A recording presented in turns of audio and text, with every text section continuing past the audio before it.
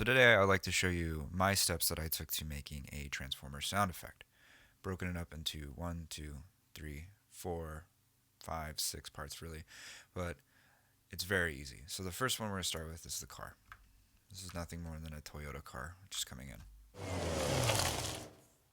The next important part of the sound would be the impacts. So really I feel like these two right here are the most important because they are the ones that make it feel realistic. So let's listen to that.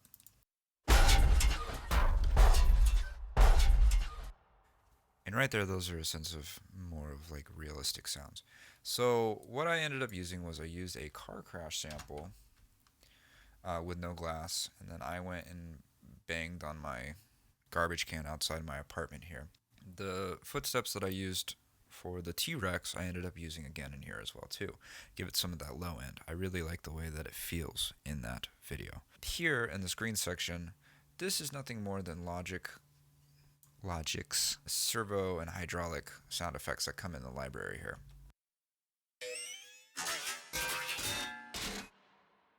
Other than tuning and adding a ton of modulation delay, which I love this plugin, I didn't really do much. These are just the sound effects. I added quite a bit of reverb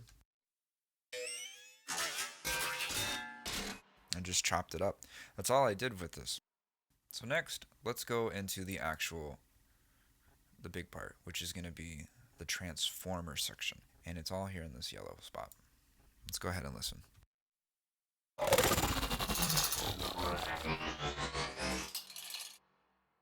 Cool. So that sounds like a lot, but it's really not. Up here at the top, we have another hydraulic that's from Logic. This is nothing more than this sound bounced again and then pitched up all the way, tuned with this setting and the 500 milliseconds.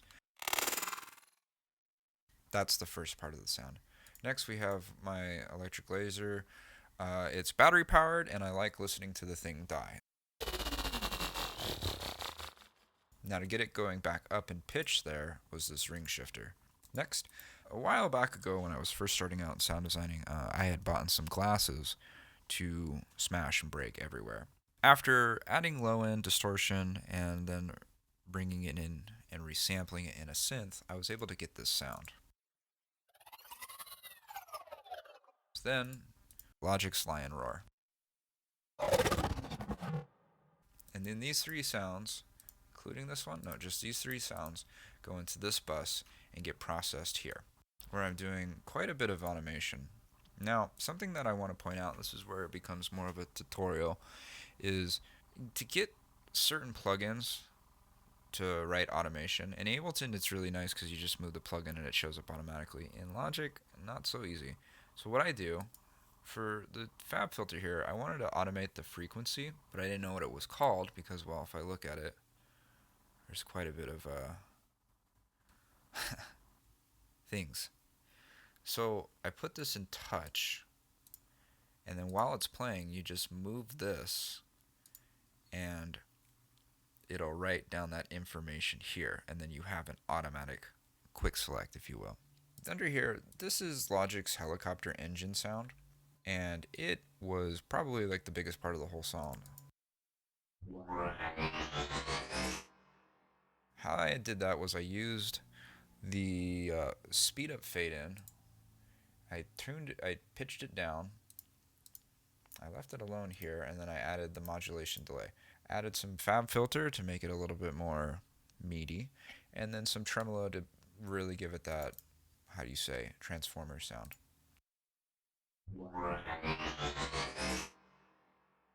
Next under here, this is me taking just basic metal chains on my aluminum ladder. Same thing. Together, they'll sound like this.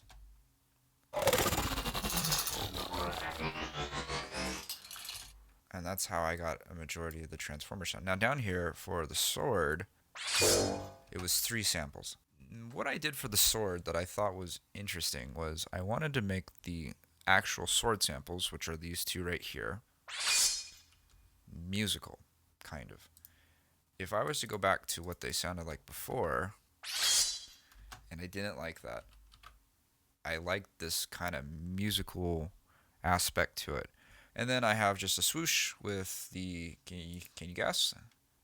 Saturator. Yeah, that sounds great. And that's how I ended up doing that.